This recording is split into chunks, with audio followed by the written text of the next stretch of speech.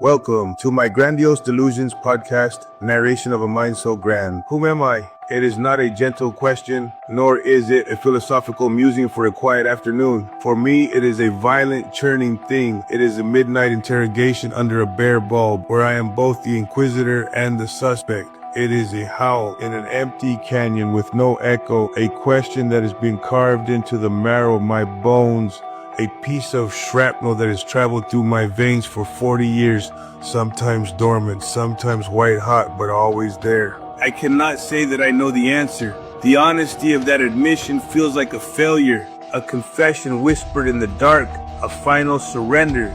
After 4 decades on this earth, after countless sunrises and 1,000 betrayals, after moments of grace so profound they felt like a glimpse of God, and moments of despair so deep they felt like a drowning, I stand at the precipice of a new year, and I have no answer. I have maps of roads I have traveled, receipts for dues I have paid, and scars that tell their own silent, brutal stories, but I do not have the name of the man who owns them, not his true name. Perhaps the search is not for a destination at all. Perhaps the point is the search itself. However, that truth, if it is one, offers little comfort when the night is long and the silence is loud. This subject has been the ghost in every room, the uninvited guest at every family dinner. It has sat between me and my loved ones, a shimmering, unspoken tension in the air. It has been the central, recurring theme in conversations that circle a drain, starting with hope and ending with the same exhausted sighs and familiar accusations.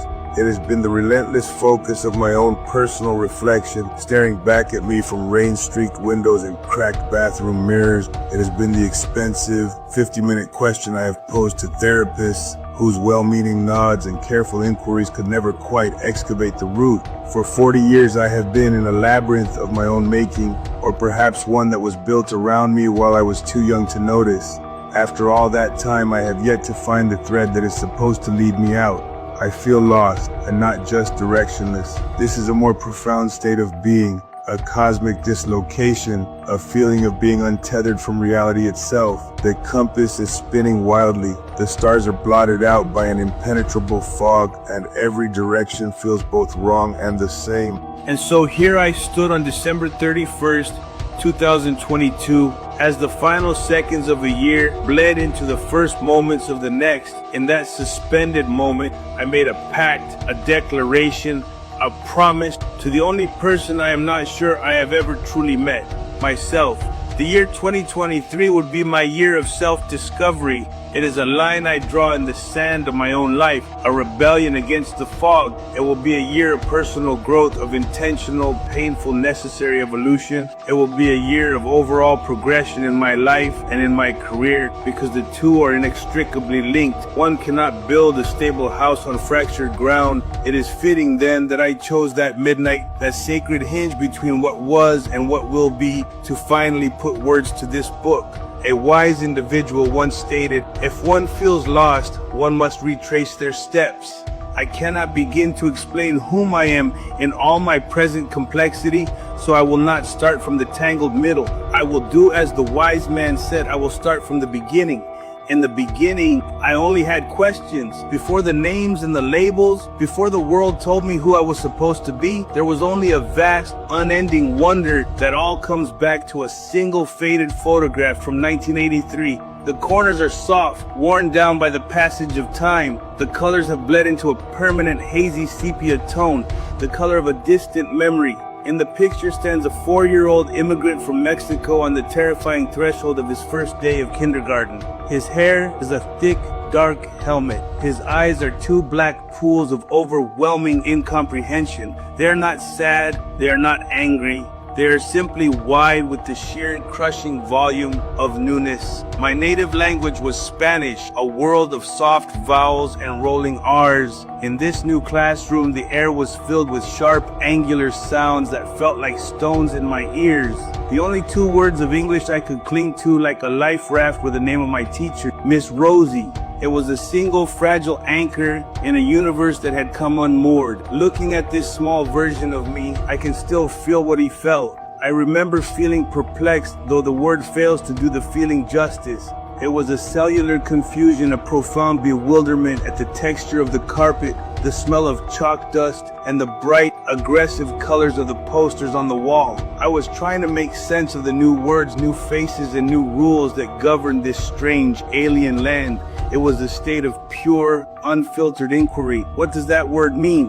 Why do they laugh like that? Where is my mother? I had not yet learned that some questions are unwelcome, or that the world prefers answers even if they are wrong. My name is Luis Enrique Sobarzo, born on August 28, 1979. This is a piece of data printed on a birth certificate that proves I exist in a bureaucratic sense. It is a placeholder for an identity, not the identity itself. It tells you my name, but it does not tell you who I am. Yet, when asked what I am, I have answers, not my own, but those that have been given to me, branded onto my skin over the years. To begin, I must address what I have heard others say, because for so long their voices were louder than my own. Throughout my life, I have been on the receiving end of terms like crazy, delusional, narcissistic, and deranged. These words are meant to end a conversation, to dismiss and invalidate one's pain and perspective. They are cages built by those whose reality does not align with yours, suggesting the very lens through which one sees the world is cracked. Hearing these labels enough, one begins to believe them, to live in a state of perpetual self-doubt. These accusations have become a toxic hum beneath the surface of my days, growing more prevalent this last year. I have been accused of so many psychiatric illnesses, which some acquaintances attribute to drug abuse, a convenient box that is easier to accept than the complexity of a human soul who dares to be different. With all that has been said, one term stands out. One label has clung to me, becoming the defining feature of the caricature they have drawn. This term immediately became the title to my book of chronicles, my story. I was said to have delusions of grandeur.